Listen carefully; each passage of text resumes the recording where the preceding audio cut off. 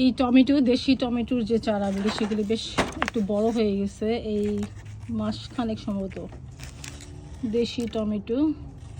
So এটাকে এখন আমাকে সরাসরি বাগানে লাগানো যাবে না, তার আগে আরেকটু প্রসেস আছে। সেটা হচ্ছে, যেহেতু আমি একসাথে চারা করেছি, একটা একটা করে করিনি, এখন এইখান থেকে একটা বা দুটা চারা করে পটে দিয়ে দিতে হবে।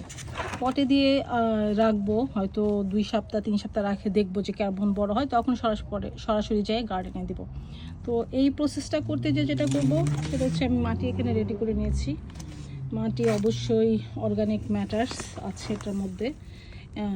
তারপর পারলাইট দিয়েছি, একটু ওয়ার্ম কাস্টিং দিয়েছি, আর দিয়েছি একটু রুট গ্রোথ হয় যে সে সারটা আমার হাতের কাছে না, এটা হচ্ছে অল পারপোজ রুট গ্রোথের, ওইটা হচ্ছে মিরাকল গ্রোয়ের জন্য একটু দিয়ে দিয়েছি, যাতে রুটটা ডেভেলপ হয়। আর আমার কাছে আপাতত ছোট পট নেই, সবগুলি পট আমি ইউজ করে ফেলেছি। আর আমি আপাতত, যেহেতু আমার বাগানের জন্য বেরিয়ে করছি, এর জন্য আমি ছোট পট নিচ্ছি না। আমি এরকম একটা ট্রে নিয়েছি, তো এখানে প্রত্যেকটা খোপ করা আছে, যেতে নর্মালি নার্সারিতে পাওয়া যায় বলি। এই খোপের মধ্যে নিচে একটা ট্রে দিয়েছি, নিচে আরেকটা ট্রে দিয়েছি, এবং এটার মধ্যে আমি এই ট্রেতে বসায় দিলাম যাতে মাটি না পড়ে যায়। আমার সম্ভবত এরকম 2টা পট করতে হবে, চারা অনেক বেশি মনে হচ্ছে। সবগুলি চারা যে সার্ভাইভ করবে আমার কোনো গ্যারান্টি নাই। তারপর যদি কিছু সেল হয়ে যাবে। আমার 10 থেকে 15টা চারা হলেই যথেষ্ট আমার বাগানের জন্য, বেশি লাগে না।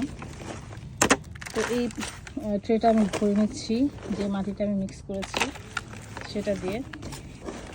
এখানে সম্পূর্ণভাবে potting mix, organic matter potting mix, plus আমি পারলাইট অ্যাড করেছি, ওয়ার্ম কাস্টিং অ্যাড করেছি, একটু রুট গ্রোথিং ফার্টিলাইজার ইউজ করেছি।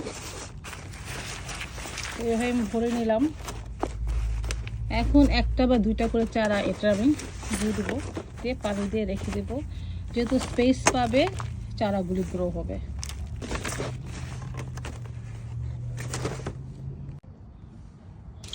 এরপর থেকে খুব সহজেই কিন্তু চারাগুলি তুলে নেওয়া যাচ্ছে, দেখুন একদম ঝুরঝুরা মাটি।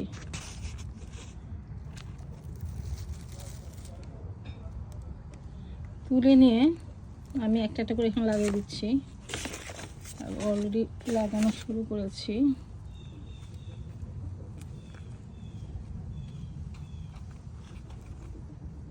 চারাগুলো আলাদা করে না, মেক শিওর লাগানোর সাথে সাথে পানি দিতে হবে।